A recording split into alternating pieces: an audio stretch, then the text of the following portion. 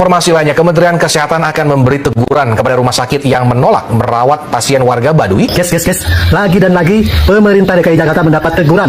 Kali ini datang dari Menteri Kesehatan. Diduga Bapak Pramono Anung ini bertindak setelah adanya teguran daripada Kementerian Kesehatan, kawan-kawan.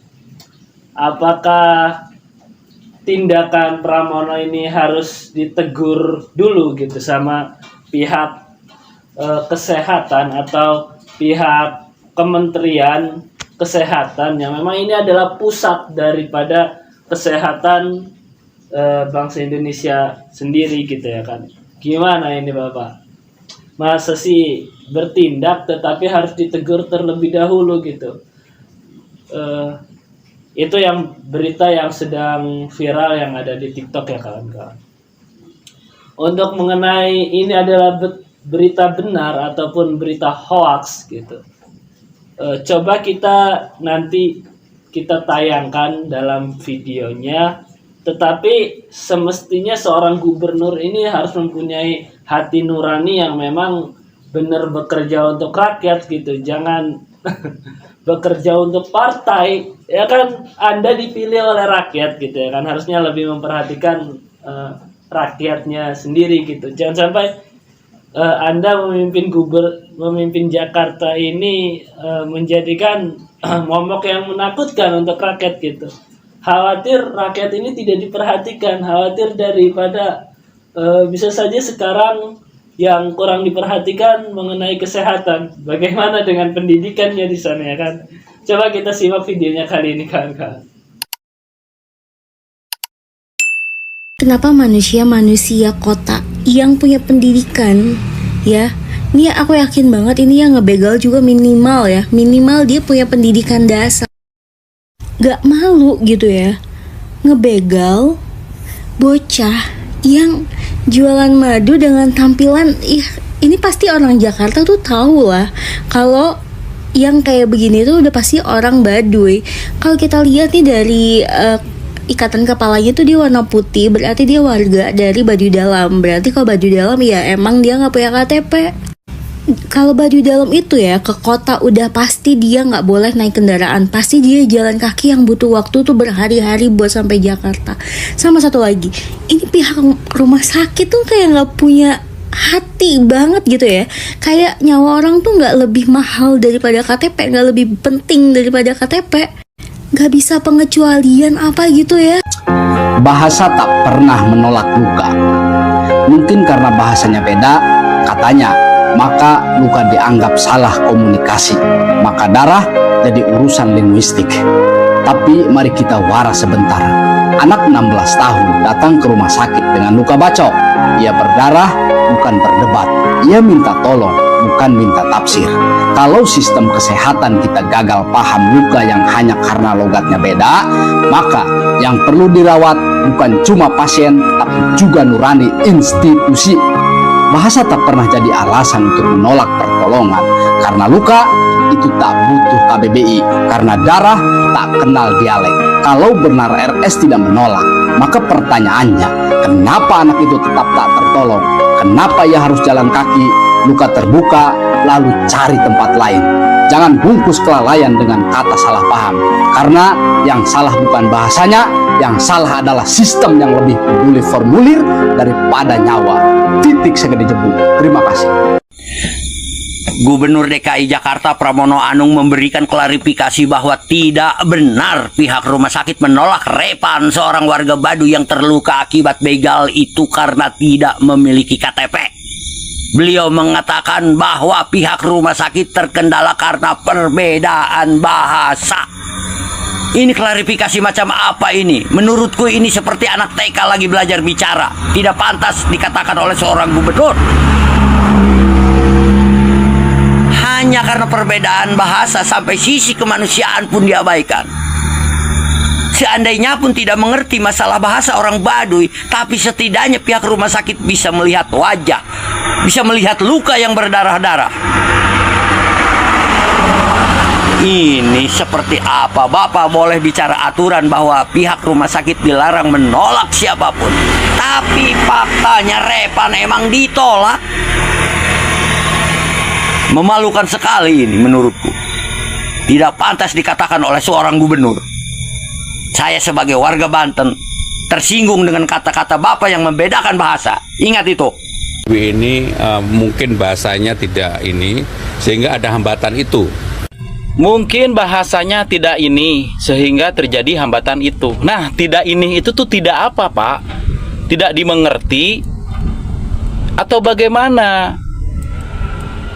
Yang saya tahu orang Baduy itu berbahasa Sunda, walaupun bahasa Sundanya lebih ke kasar. Tapi tidak sedikit juga orang Baduy, baik orang Baduy luar atau orang Baduy dalam, tahu dan mengerti, bisa berbicara bahasa Indonesia.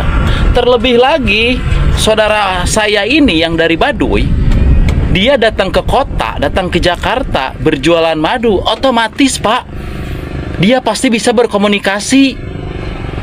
Kecuali orang Afrika yang ada di TikTok itu yang bahasanya nono koko nah itu baru pasti.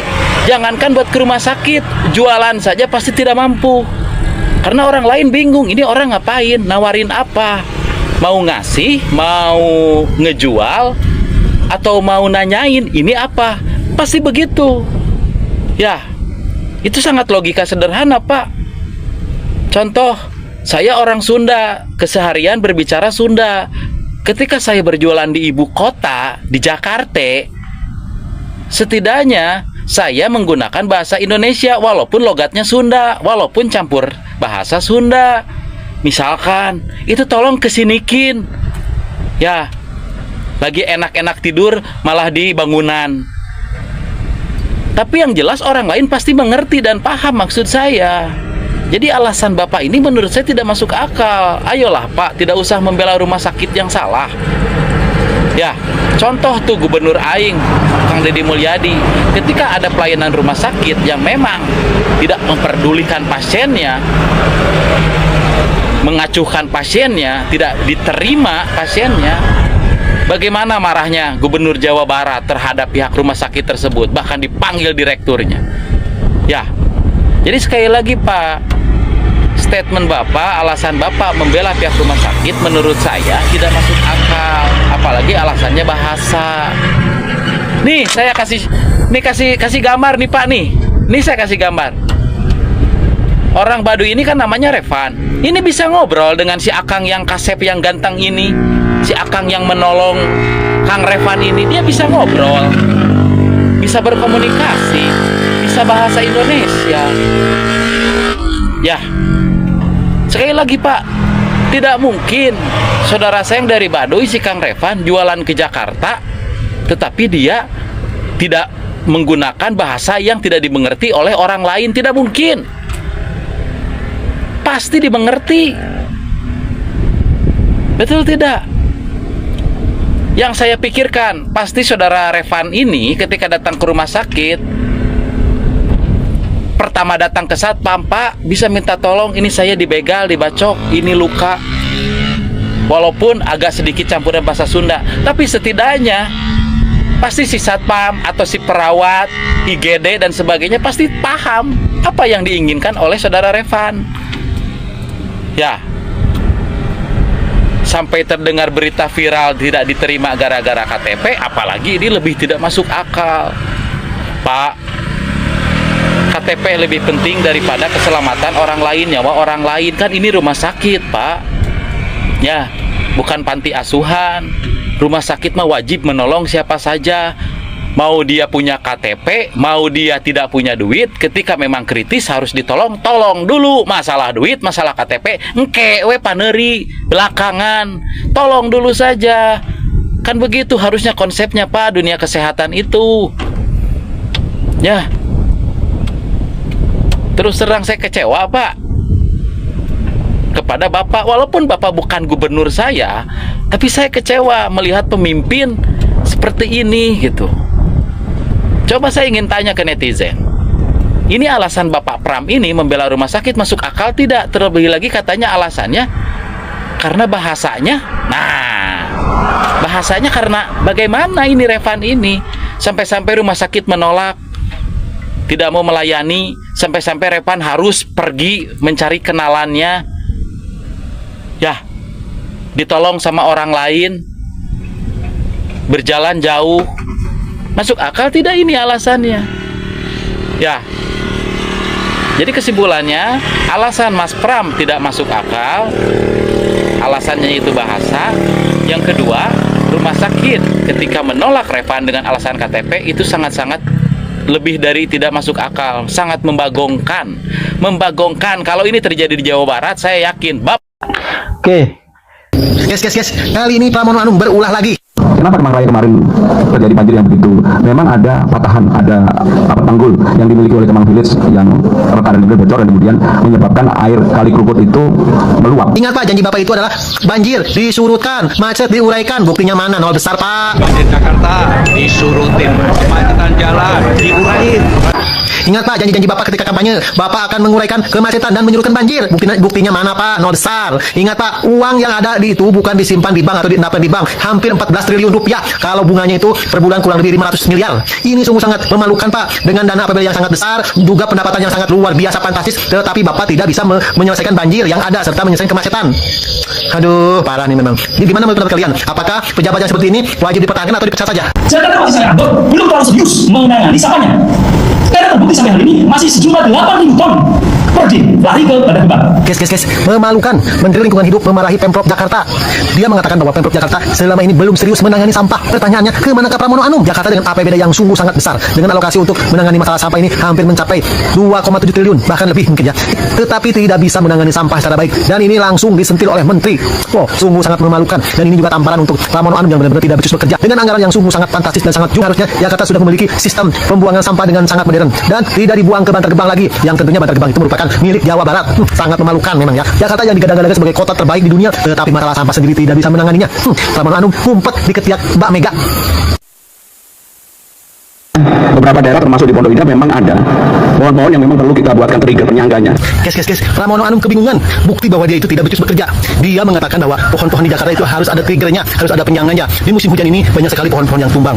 Lah pertanyaannya, ke manakah selama ini Pramono Anung? Apa yang sudah dikerjakan? Pekerjaan itu seharusnya dilakukan sebelum masuk ke musim penghujan, bukan dilakukan seperti sekarang ini yang sudah terjadi adanya kecelakaan. Bukti bahwa Pramono Anung itu tidak becus bekerja. Dia itu sebagai pemimpin seharusnya harus bisa memprediksi dan bisa memperkirakan, harus bisa dan cepat bekerja, bukan mengendapkan uang di bank. Hanya bisanya seperti itu saja.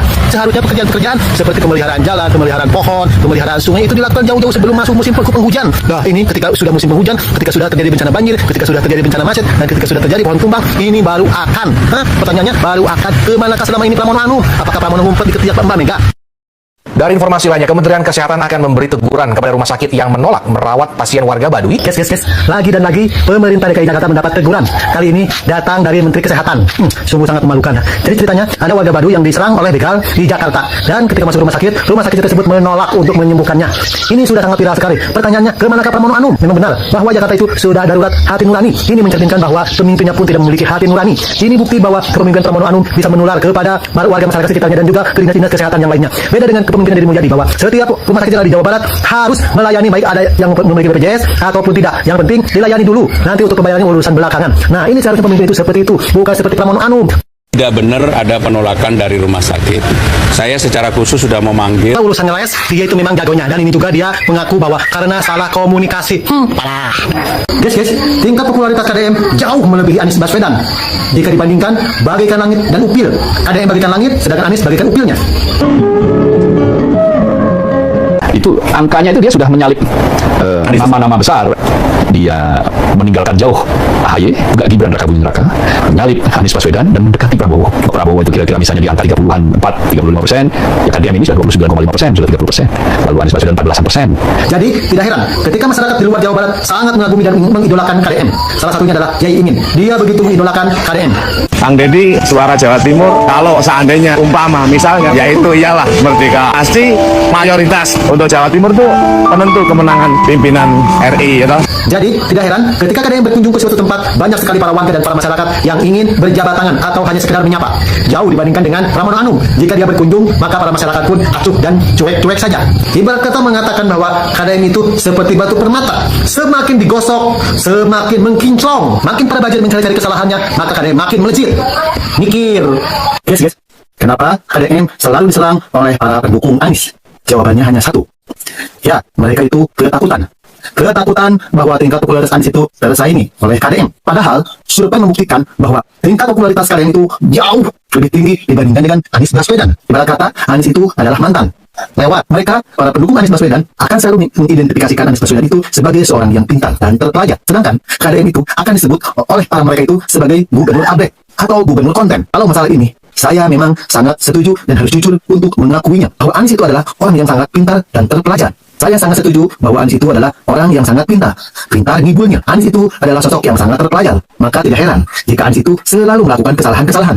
Sebab ada pepatah mengatakan bahwa kesalahan itu akan membuat Anda terus belajar. Maka teruslah berbuat salah. Dengan itu, Anies akan terus belajar. Survei membuktikan ada 2 kesalahan Anies. Pertama, dalam debat Pilpres, dia pernah memberikan nilai kepada Prabowo 11 dari angka 100. Ya, dengan itu, Prabowo sukses dalam Pilpres 2024. Kegagalan adalah sukses yang masih gagal.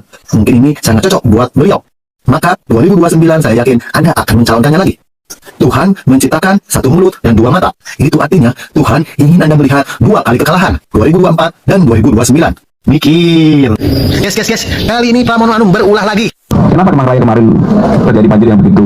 Memang ada patahan, ada tanggul yang dimiliki oleh Kemang Village yang kadang bocor dan kemudian menyebabkan air Kali Krukut itu meluap. Ingat Pak, janji Bapak itu adalah banjir disurutkan, macet diuraikan. Buktinya mana? Nol besar Pak. Banjir Jakarta disurutin, kemacetan jalan diurain. Ingat Pak, janji-janji Bapak ketika kampanye, Bapak akan menguraikan kemacetan dan menyurutkan banjir. Buktinya mana Pak? Nol besar. Ingat Pak, uang yang ada di itu bukan disimpan di bank atau diendapkan di bank. Hampir 14 triliun rupiah. Kalau bunganya itu per bulan kurang lebih 500 miliar. Ini sungguh sangat memalukan Pak. Dengan dana APBD yang sangat besar, juga pendapatan yang sangat luar biasa fantastis, tetapi Bapak tidak bisa menyelesaikan banjir yang ada serta menyelesaikan kemacetan. Aduh, parah nih memang. Jadi gimana menurut kalian? Apakah pejabat yang seperti ini wajib dipertahankan atau dipecat saja? Jakarta masih saya anggap belum terlalu serius menangani sampahnya. Karena terbukti sampai hari ini masih sejumlah 8.000 ton per day lari ke badan kembang. Guys, memalukan. Menteri Lingkungan Hidup memarahi Pemprov Jakarta. Dia mengatakan bahwa Pemprov Jakarta selama ini belum serius menangani sampah. Pertanyaannya, ke manakah Pramono Anung? Jakarta dengan APBD yang sungguh sangat besar, dengan alokasi untuk menangani masalah sampah ini hampir mencapai 2,7 triliun, bahkan lebih mungkin ya. Tetapi tidak bisa menangani sampah secara baik. Dan ini langsung disentil oleh Menteri. Wow, sungguh sangat memalukan. Dan ini juga tamparan untuk Pramono Anung yang benar-benar tidak becus bekerja. Dengan anggaran yang sungguh sangat fantastis dan sangat juga, harusnya Jakarta sudah memiliki sistem pembuangan sampah dengan sangat modern dan tidak dibuang ke Bantar Gebang lagi, yang tentunya Bantar Gebang itu merupakan milik Jawa Barat. Sangat memalukan memang ya. Jakarta yang digadang-gadang sebagai kota terbaik di dunia, tetapi masalah sampah sendiri tidak bisa menanganinya. Pramono Anung ngumpet di ketiak Mbak Mega. Beberapa daerah termasuk di Pondok Indah memang ada pohon-pohon yang memang perlu kita buatkan trigger penyangganya. Guys, Pramono Anung kebingungan. Bukti bahwa dia itu tidak becus bekerja. Dia mengatakan bahwa pohon-pohon di Jakarta itu harus ada triggernya, harus ada penyangganya. Di musim hujan ini banyak sekali pohon-pohon yang tumbang. Lah pertanyaannya, ke manakah selama ini Pramono Anung? Apa yang sudah dikerjakan? Pekerjaan-pekerjaan itu seharusnya dilakukan sebelum masuk ke musim penghujan, bukan dilakukan seperti sekarang ini yang sudah terjadi adanya kecelakaan-kecelakaan. Bukti bahwa Pramono Anung itu tidak becus bekerja. Dia itu sebagai pemimpin seharusnya harus bisa memprediksi, harus bisa memperkirakan, harus bisa dan cepat bekerja, bukan mengendapkan uang di bank. Hanya bisanya seperti itu saja. Seharusnya pekerjaan-pekerjaan seperti itulah videonya kawan-kawan.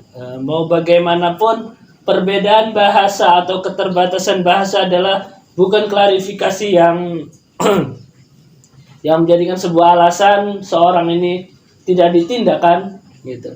Apalagi tidak mempunyai KTP menjadikan alasan tidak membuat seseorang hampir kehilangan nyawa kan? Tidak juga kawan-kawan. Harusnya ditindak gitu.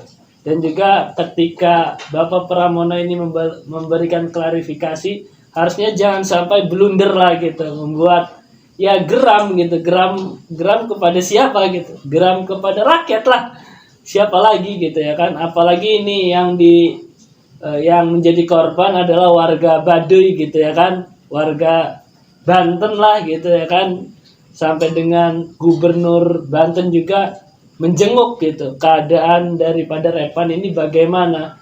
Dan ya keadaannya Repan ini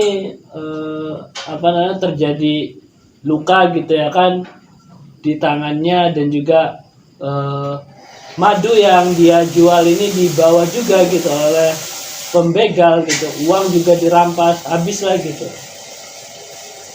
Ya mungkin itu saja untuk videonya kawan-kawan. Berikan tanggapan untuk videonya di kolom komentar, dukung channel ini, dan juga jangan sampai kawan-kawan ketinggalan berita yang memang kurang viral ya. Jadi di channel ini kita sediakan video-video yang sedang viral kawan-kawan.